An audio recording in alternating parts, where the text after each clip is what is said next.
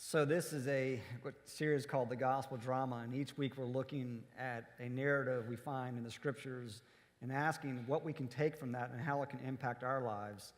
And this morning is no different. This is a huge gospel drama, we could say in here, between Abraham and his nephew Lot. And by the way, I didn't mention this earlier service, but I can mention it here. People have asked after the service is over, why do they call him Abram in some areas and Abraham in others? And Abram simply means father. Abraham means father of many. So as Dr. Kelly used to teach us in seminary, basically Abram means daddy. Abraham means big daddy, okay? So what the big daddy here is teaching us here is, I think, a way forward that I think is quite remarkable here, and that is that in this passage we'll see here, I found as I was putting the message together the last couple of weeks, it greatly ministered to me personally, because it reveals in us when life squeezes us and life does not go as it's planned, how do we react to it? Does it push us toward God, or does it push us away from God? And we see it here happen in this passage, and that is everyday life begins to basically, as a person he used to counsel me, he used to say, we're all like tubes of toothpaste, okay? Whatever's in there, when you get squeezed, it's coming up, okay? And therefore, we see this happen in this passage here. And a lot of it's revealed. Let me put the verse up here, what it says here. But the land could not both support both Abraham and Lot with all their flocks and herds living so close together. You're like, what's so big about that? And that is that nomadic people, ancient people, did not gain wealth through bank accounts. They gained wealth primarily through either land acquisition or, in this case, through acquisition of livestock. And therefore, because the livestock grew over a period of time, both Abraham and Lot discovered that their livestock, the land could no longer support their livestock. And anybody in business knows, when anybody in today's economy knows, when a company has maxed out its profit, it has to look for new areas of growth. And this is exactly what happened. They began to figure out how they could do this. And Abraham did something quite remarkable at the time, which people did not do, and that was he went to a very high plain with his nephew Lot, and he let him choose. He let the younger choose. He said, I want you to look out all this area, and wherever you pick of land, you pick. If you go to the right, I'll go to the left. If you go to the left, I'll go to the right. And it says here that basically Lot was very, very ambitious, very ambitious. And he looked out over the land, and he saw a portion of the land that he saw there were luscious trees, there was running rivers, there was very green grass, there was fertile soil.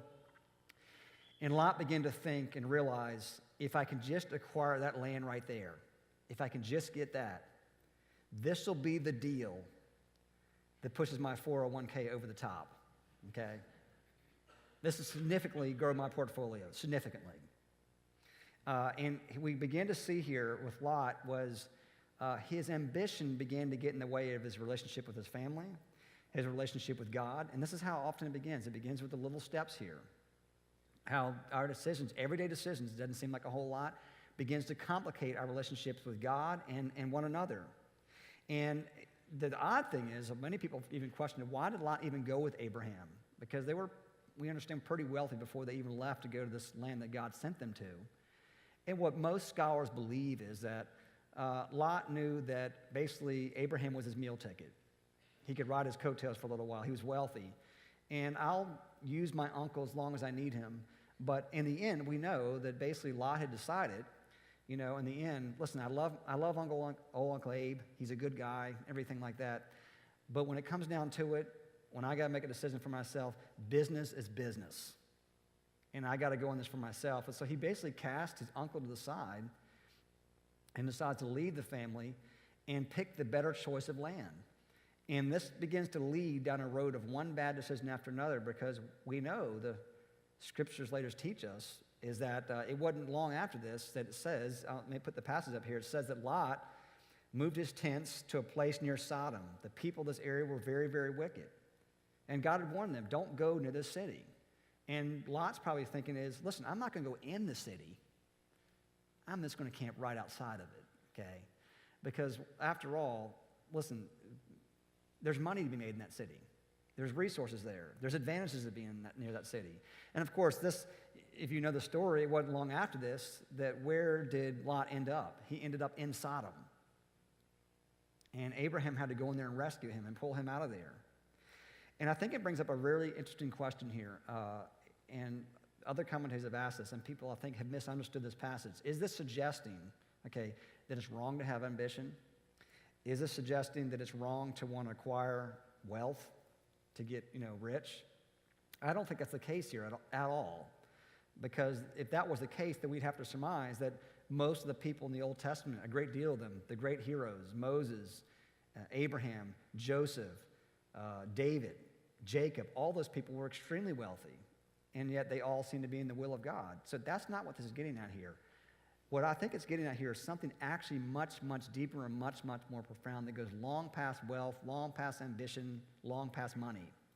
And I think it's found primarily in this verse right here, which says, Lot looked up and saw the whole plain of the Jordan was well watered like the garden of the Lord.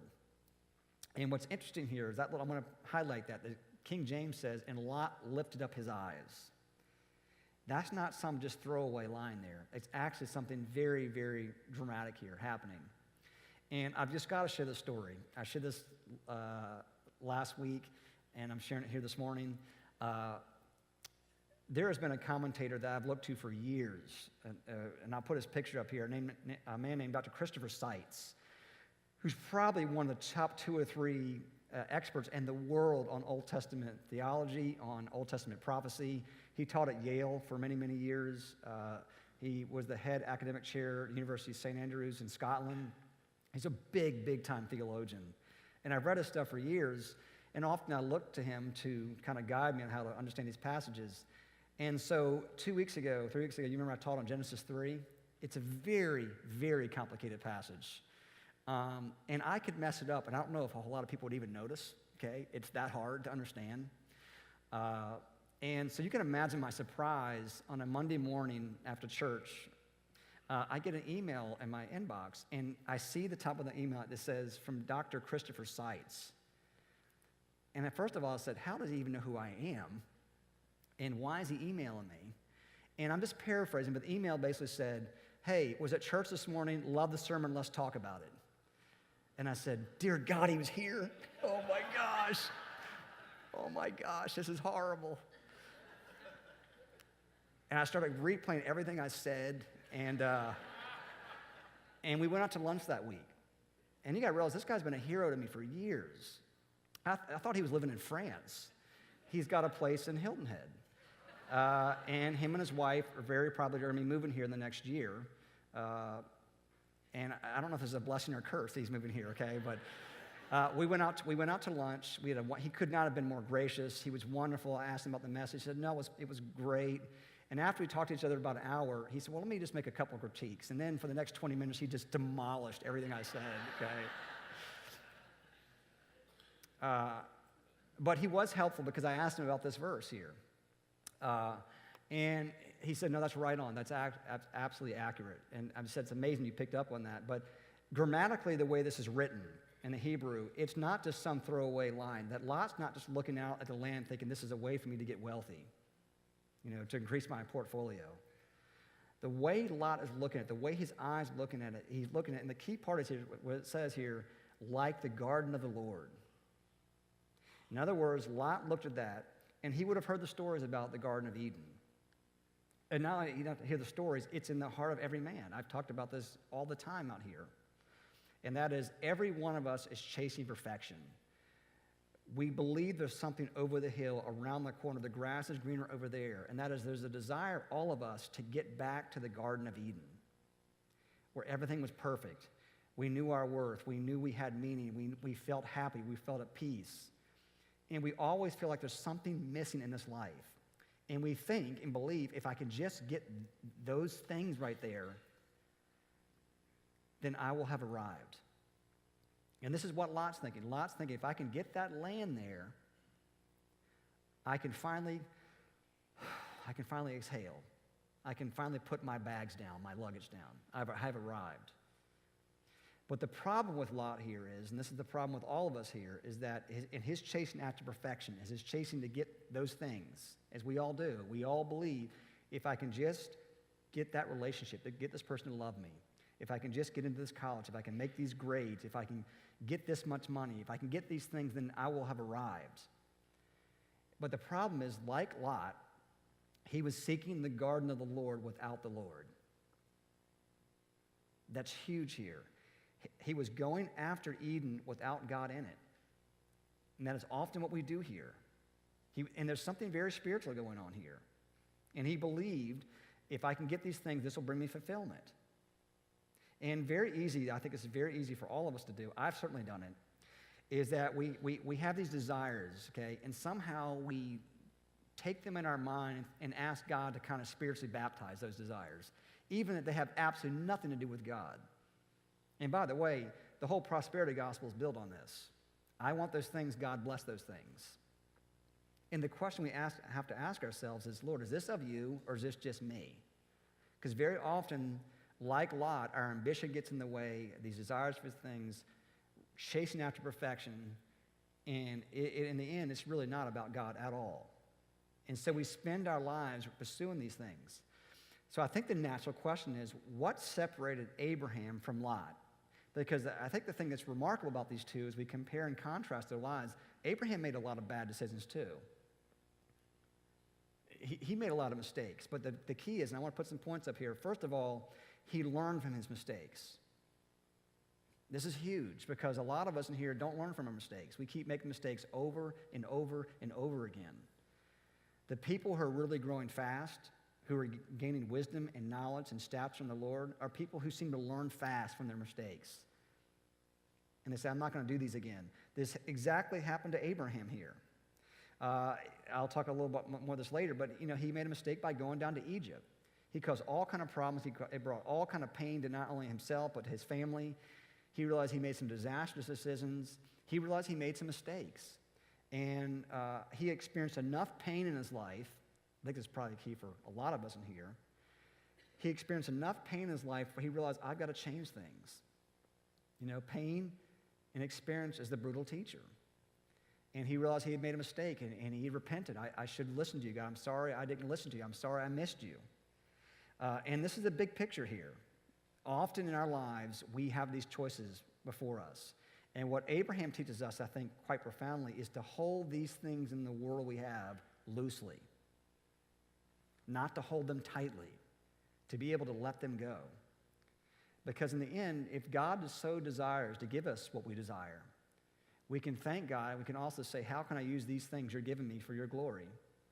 And if you don't give me these things, how can I also submit to you and bow the knee, even when I don't understand, and still be in your perfect will? And by the way, you and I, we're going to fight this until we are dead. This is something I've experienced, we're all experiencing it here. But learning from our mistakes and asking how we can come back to Christ. That's number one. Secondly here, I think is profound, is that Abraham realizes the difference between eternal principles versus worldly principles. And it is very easy to lose touch with these in here. Lot's failure came from a lack of principles here about what is truly important, which led to him making bad decisions. And that is, there's an order in here in this passage here that I think is really, really quite profound. And that is, Abraham realized, like we all do, Abraham had three things in his life that he was living for, that drove him. His relationship with God, his relationship with his family or his friends, and his relationship to his money. And what Abraham began to realize is when push came to shove, he realized he could not hold all three together. And I would say this is true of all of us in here. All of us in here are spinning a number of plates, okay? We're all spinning these plates on the top of these poles, and we're trying to keep them all balanced. And the problem is we can never keep them all balanced. Some are going to crash. And the question is, which ones are we going to let crash, or which ones are we going to keep spinning? And what we leave spinning is where our heart lies, okay? And we know where Lot's heart was. It was in these other things. And what Abraham comes to realize is, okay, I've got to make a choice here. I can choose to stay where God has told me to stay. And I can choose a lot of land out here, right, that I want. And I can make a lot of money. I can be where God stayed me, but I will probably lose my relationship with Lot and my family. Or I can stay where God told me to stay. And I can say, Lot, you can choose any land you want. And I I will keep my relationship with Lot, I will keep my relationship with God, but I will have to sacrifice financially. In the end, this is what the man does. In the end, he says, the quarreling, the fighting, it's just not worth it. In other words, he sacrificed and gave up the lesser things to go after the greater things. And I would say this is for all of us in here. Every day is asking ourselves, Lord, what would you have me do in this situation? Should I buy this house I probably cannot afford? Should I enter into this relationship with this person? Is this is this going to lead me to you or away from you? Do you want me to apply to this college? Is this a college that you will draw me to yourself? Everyday decisions we have like these. Eternal principles versus worldly principles. To ask ourselves this. And this is what happened with Abraham. In the end, I would say, in a larger sense, this gets at the heart and the core of Christianity. The very heart of it, where we place God.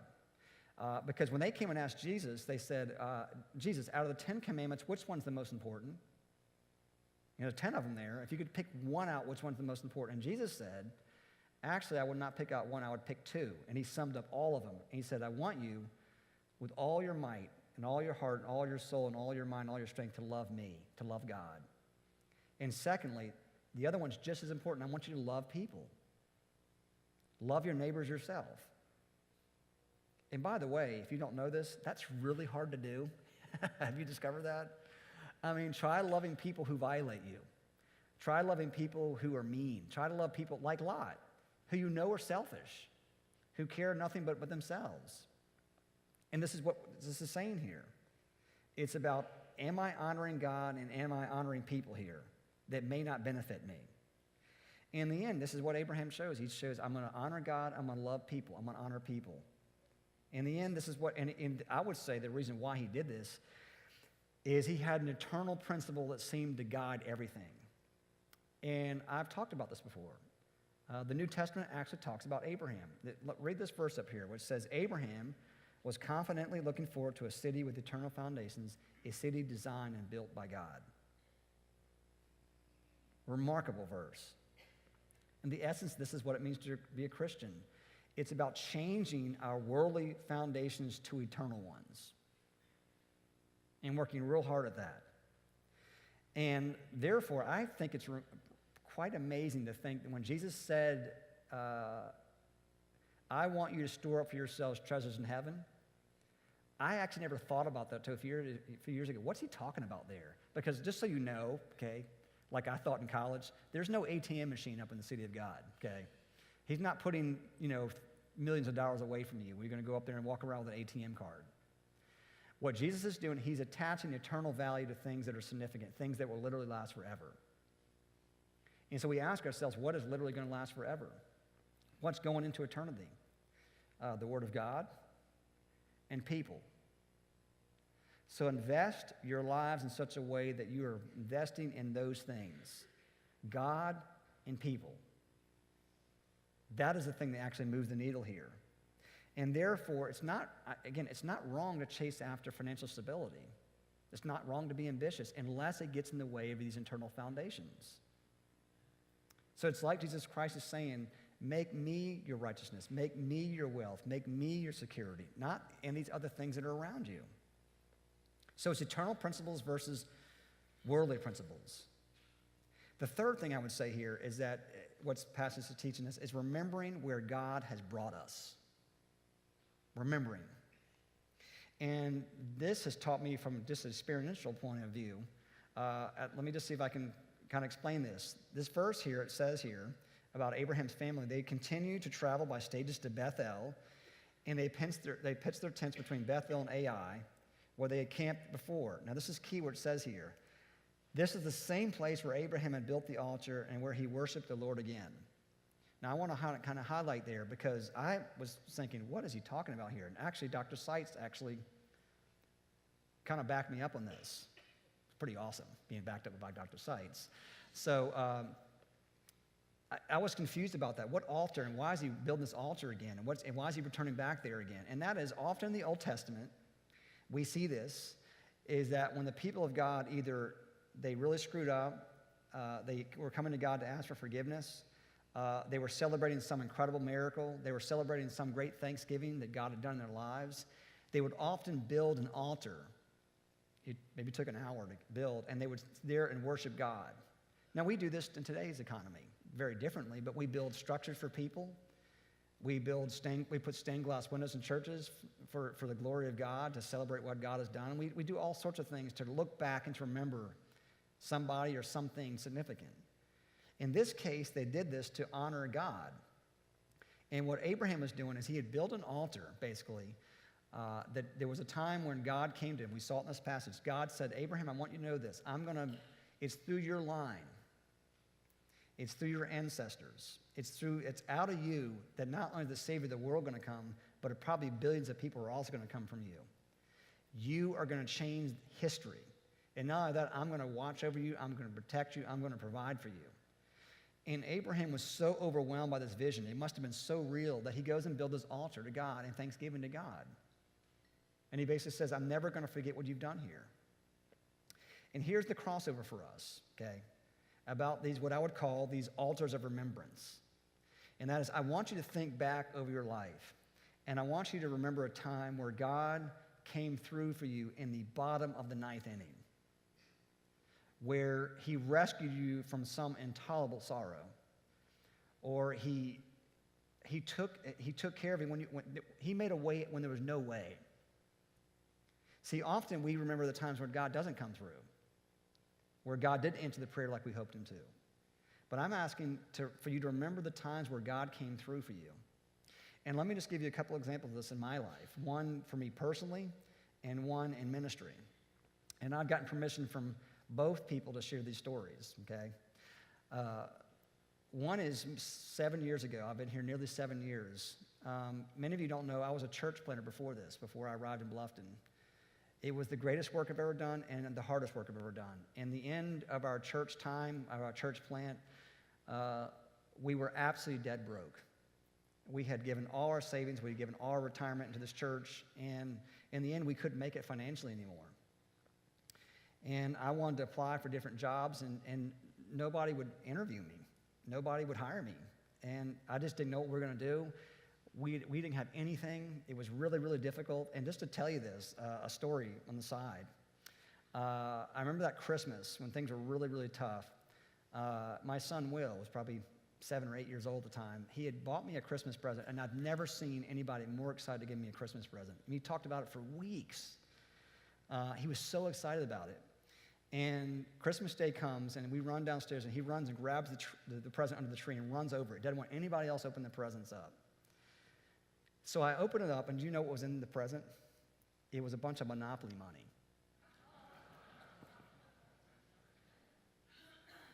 And I could tell because he believed this was going to solve all our problems. And he had thought that he had rescued me. And I realized, Lisa and I both realized at the time, the pressure we must have felt under that must have come out to our kids, that we didn't think, you think your children don't know, they know, okay? And we didn't know what we're going to do.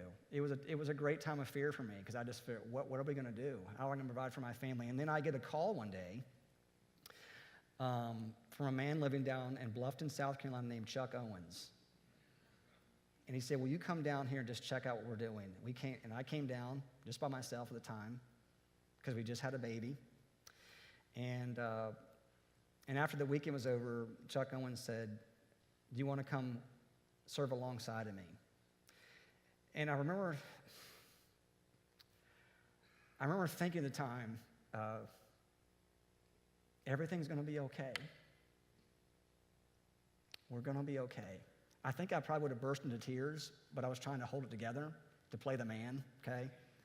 When I got in my car, I did. And by the way, just to tell you, my car, when I drove back to Boone, it died, okay? That's how much we had. But I said to that, I will never forget what you've done, God. I mean, we were out of options. And it's been a wonderful 7 years. And all that happened because of God. I will never forget this. That's one example. The other example in ministry, and I've talked to her and got permission to share this, but it still to this day will be the one time in ministry that I'll never forget what I was doing, where I was. May 7th, May 8th, after church was over, the historic campus, Cheryl Maddox pulled me to the side and said, you need to know that last night, Grace Sulak, 14-year-old, was killed in a hit-and-run accident. And Andrea and Emma Dewey, who are of this house, were also involved in the wreck, and she told me at the time, Andrea is in serious condition and Emma's in critical condition. And it was really bad. And so I got into my car and I headed to Columbia, and I got there and I immediately went to see Emma, and she was in a coma, tubes everywhere.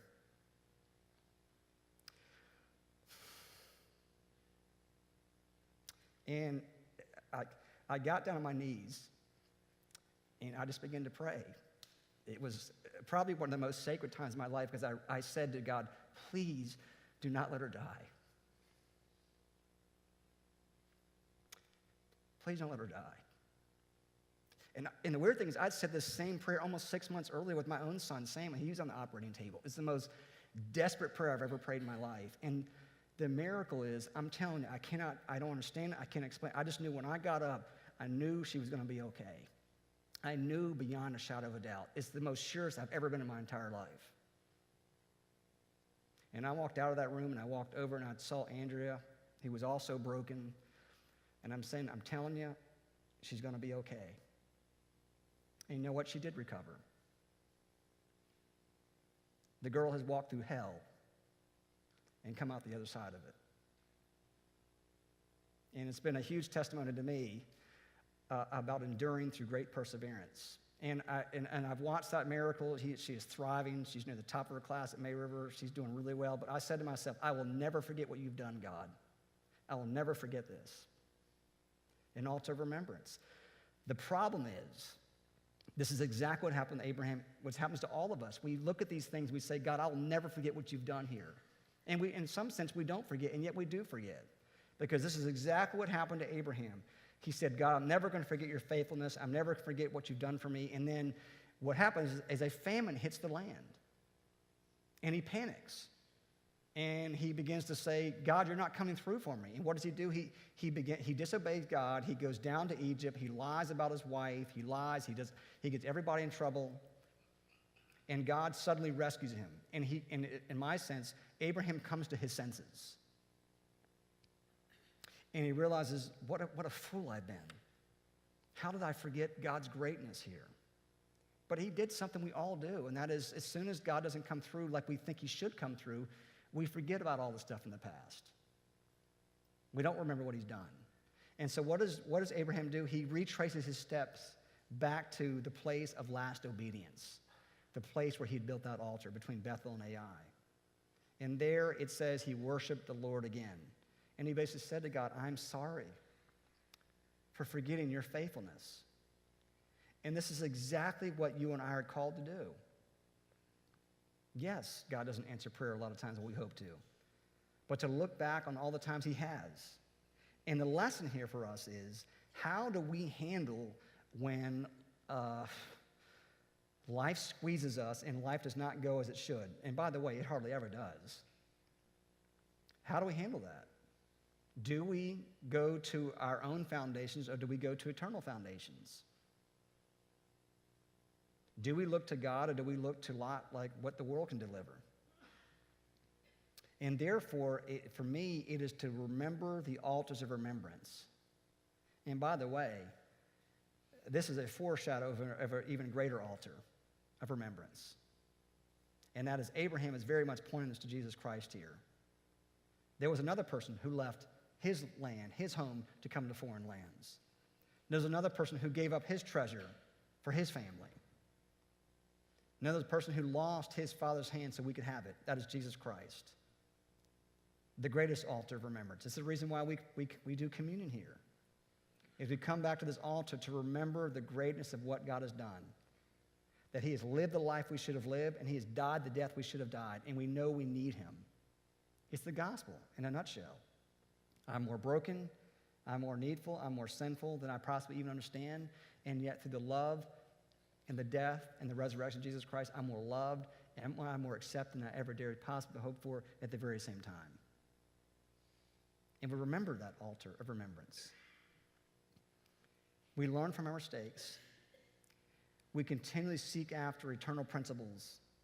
And we always, always, always remember the greatness of what God has done in our lives. And so it is with you. Let's pray. Lord, Abraham is an incredible example of a man who made a decision to give up his wealth for the love of his family. And yet Abraham points us to even a greater truth, and that is your son, who gave even a greater wealth for the love of his family, and that is us. Every one of us, Lord, are probably more like Lot's than Abraham's. We are trying to find the garden of the Lord without you. And yet, Lord, in your love and your greatness, you still pursue us. And so we pray this morning you may help us to lift our eyes to you, Lord, but not to what the world can give us, but what to you can give us, so that each one of us here could act justly, we could love mercy, and we could walk humbly with our God. It's in your name we ask and pray these things. Amen.